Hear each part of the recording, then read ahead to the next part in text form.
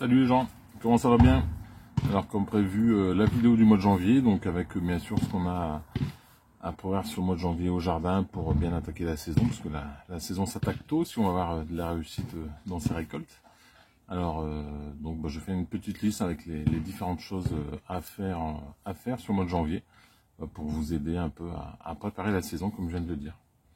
Donc la première chose, c'est ce que j'ai fait là, cette semaine, donc nettoyer l'ensemble du potager, évacuer les dernières, on va dire mince, j'ai un trou, ça commence bien pour une première vidéo. Évacuer les résidus de culture, donc tout ce qu'on n'a pas pu récolter, les légumes abîmés, immangeables. Donc soit on le met sur le tas de compost, ou moi maintenant je me casse plus la tête, donc j'étale ça directement au jardin en mettant quelques coups de bêche pour les détruire. Au nettoyage du potager aussi, il y a toute la taille des asperges à faire, donc le parc d'asperges est à l'abandon, on va dire un peu depuis l'automne, les feuilles les branches, les feuilles ont grillé, donc j'en profite pour tout tailler à ras et que ce soit propre. Un petit coup de désherbage au passage en même temps. Et mis les résidus de culture, je l'ai dit. Ouais. Ça va pas tenir. Hein. Regarde.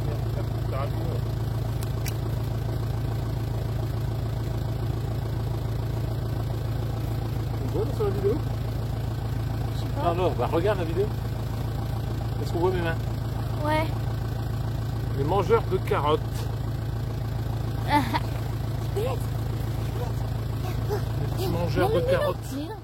Donc ça c'est pour dire de rattaquer un peu la saison et puis permettre de pouvoir travailler le terrain dès que le temps le permettra et que ce sera suffisamment ressuyé afin de permettre un travail du sol.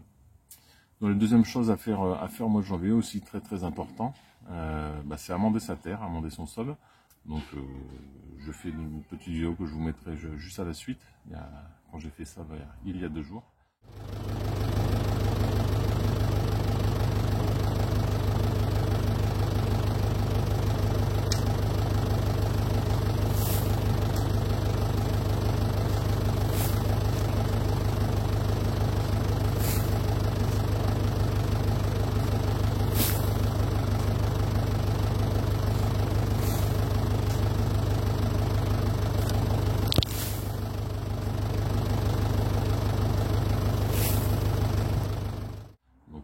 Son sol, faut profiter de mettre dedans tout ce qu'on peut trouver.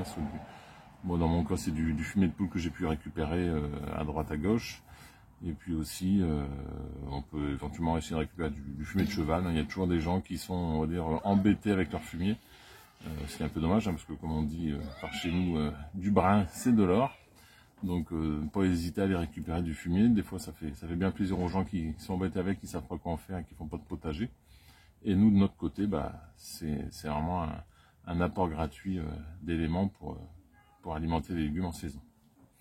Dans les amendements, on peut aussi mettre tout ce qui est compost maison, hein, bien sûr. Donc le tas de compost, c'est le bon moment pour le vider.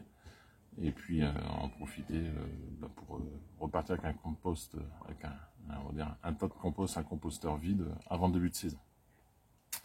Dans les choses aussi à faire sur janvier, bien sûr, c'est nettoyer et préparer sa serre pour le printemps.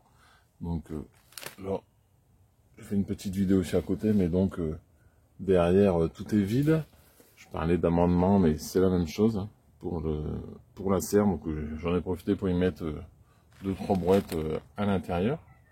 Au moins les apports seront faits pour mi-janvier, fin janvier, les premiers SMIC. Donc la même chose, hein, on va nettoyer le restant de légumes dans la serre. Les choux chinois montent à graines. D'ailleurs, ils ont pris le coup de gelée. Et puis, pareil, préparer le petit meuble pour les semis en nettoyant tout ce qu'il y a dessus, hein, enlever les pots rangés. Et puis, j'en profite aussi par la même occasion pour trier, ranger tous les pots et vérifier qu'il ne me manque pas de matériel pour le printemps, pour bien démarrer la saison et pas avoir à commencer à courir après le matériel pour faire un bon démarrage de printemps.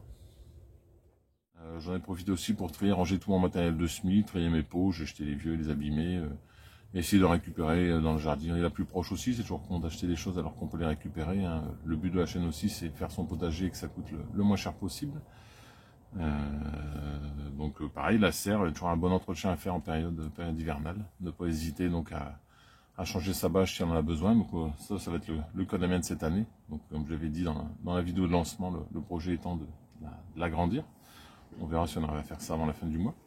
La suite dans une prochaine vidéo, je l'espère. Dans les choses aussi à faire sur janvier, alors en termes de semis, on peut déjà attaquer quelques petites choses. Bon, pour ça, pour moi, il a fallu que la serre soit prête, on verra sur la fin de mois. On peut faire ses premiers semis de laitue, les variétés comme la Côte de l'Os, la laitue lilloise. On peut semer aussi quelques oignons blancs, il y a un peu tôt, sans chauffage, ça va être un peu short. Batavia blonde aussi qui tient bien au froid. Et puis dans les choses à préparer sur le mois de janvier, alors plutôt sur la fin du mois, c'est commencer à faire pré-germer les patates douces. Donc c'est quelque chose que j'ai jamais fait, qu'on voit sur pas mal de chaînes. On va faire l'essai cette année et puis on va voir ce que ça va donner. Dans les choses aussi à faire sur janvier, on va pouvoir attaquer la taille des arbres et arbustes. Donc taille des arbres et arbustes, par contre, bien entendu, en dehors de toute période de gel. S'il fait des gelées annoncées dans les 2 jours qui suivent la taille, il faut éviter au maximum, surtout pour les fruitiers. Bon, après les arbustes d'ornement, tout ce qui est vivace, ça c'est moins gênant, on peut attaquer de ce côté-là. Donc moi, pour mon cas, c'est ce que je fais généralement. Donc sur janvier, taille de tout ce qui est arbre, arbuste, nettoyage des aromatiques, massif de vivace et autres. Et puis sur février, j'essaierai aussi de faire une vidéo sur le sujet, donc la taille des arbres fruitiers, tout ce qui est pommier, poirier, et puis bien sûr, taille de petits fruits, on pourra les faire en passage. Donc on essaiera de faire une vidéo là-dessus. Qu'ai-je oublié pour notre mois de janvier? J'ai encore oublié plein de choses, parce que c'est loin d'être un mois calme si on veut être bien prêt pour le printemps.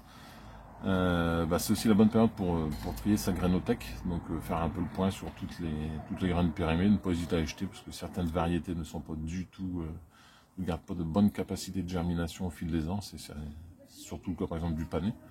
D'autres variétés se tiennent plutôt bien, même périmées, ont des bons taux de germination, donc on peut se permettre de tenter de finir les semis. Et puis une fois qu'on a trié sa grainothèque, ne pas hésiter aussi à préparer les commandes. Généralement je fais toutes mes commandes de graines sur janvier. Pour mon année complète, ma saison complète, ça évite de me prendre la tête encore de saison et puis de ne pas avoir ce que je cherche. Au moins en janvier, je suis quasi sûr de tout avoir. Cette année aussi, je referai un petit complément, donc j'intégrerai ça à cette vidéo. Je vais essayer de ranger mes graines différemment. C'est toujours un peu du fourre-tout, je passe beaucoup de temps à chercher les graines que je veux semer. Donc là cette année j'ai essayé de faire une petite boîte avec un tri mois par mois. Et puis je classerai mes graines en fonction des dates de semis, comme ça m'évite aussi de faire un calendrier de semis qui est un peu rébarbatif et qui prend du temps. Alors, comme le temps j'en manque à longueur d'année, je vais faire un système simple et puis une graine qui puisse se semer par exemple au mois de janvier, au mois de février, au mois de mars, au mois d'avril. Elle commencera l'année dans la case du mois de janvier, et puis après je la décalerai une fois le premier semis fait au mois suivant, s'il y a possibilité de les semer sur le mois suivant.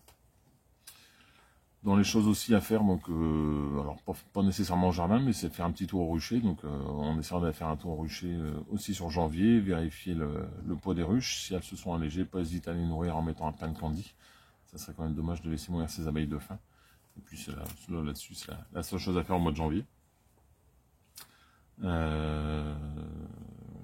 Et puis bien sûr, une chose auquel on pense rarement au mois de janvier, c'est protéger certaines choses du froid, donc protéger les cuves à eau. Donc pour ma part, pour l'instant j'ai 2 cuves de 1000 litres, donc il y a un futur projet pour en remettre 2 de 1000 litres aussi, pour être autonome en eau. Alors je fasse des efforts d'articulation si vous voulez bien tout comprendre. Là, ils annonçaient du gel la semaine dernière, donc j'en ai profité pour, j'ai vidé, on va dire, un tiers des cuves pour éviter que ça éclate au gel, et puis surtout j'ai vidé toutes mes tuyauteries, parce que c'est un petit bricolage maison que j'ai fait en tuyau PVC, tuyau d'écoulement d'eau, donc si je laisse de l'eau dedans, forcément à l'intérieur gelé, ça va péter, et je serai obligé de le refaire, donc autant l'éviter. Rentrez aussi les plantes gélives, si vous avez des palmiers, des choses comme ça, des plantes fragiles et sensibles au froid. Ne pas hésiter à les rentrer. Je suis pas partisan du voile. Honnêtement, le voile d'hivernage garde l'humidité sur la plante et des fois c'est pire que mieux, surtout dans nos régions nordiques où l'humidité est très très présente l'hiver. Hein. La preuve en est, je pensais faire cette vidéo de lancement du mois de janvier sous le soleil, et ben non, c'est sous la pluie, sous la serre. Donc voilà, après pareil, dans les choses à faire pour protéger le jardin du froid.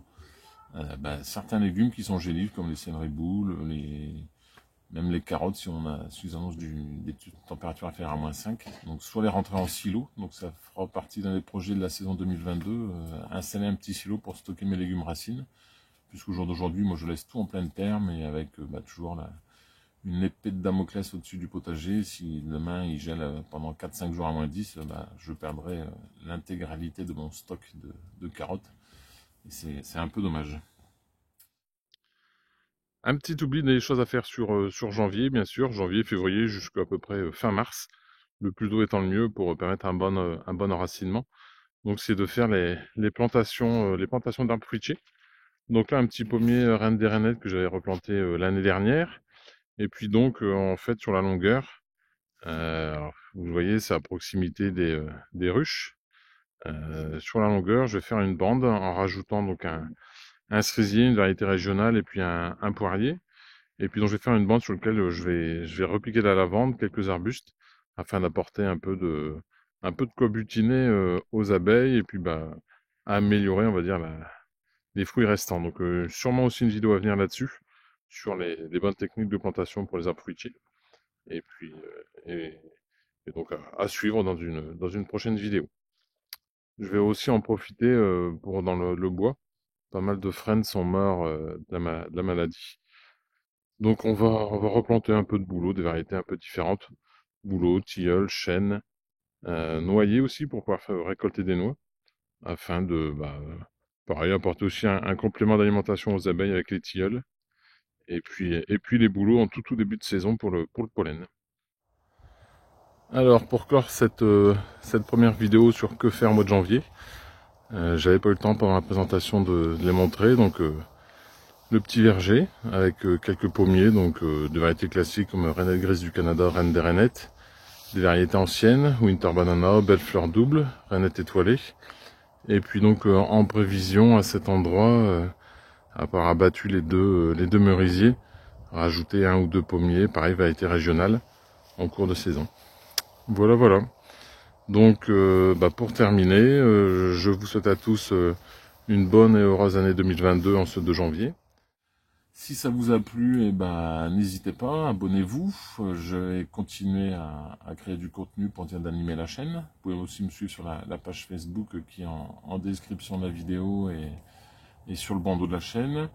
N'hésitez pas à cliquer sur j'aime. Si vous avez des questions spécifiques sur le potager, posez-les-moi. Ça reste une passion de mon métier, donc n'hésitez pas à me poser des questions techniques. J'y répondrai avec plaisir. Et puis donc abonnez-vous, likez la vidéo. Et puis à bientôt pour la prochaine vidéo d'ici fin janvier, mi-janvier.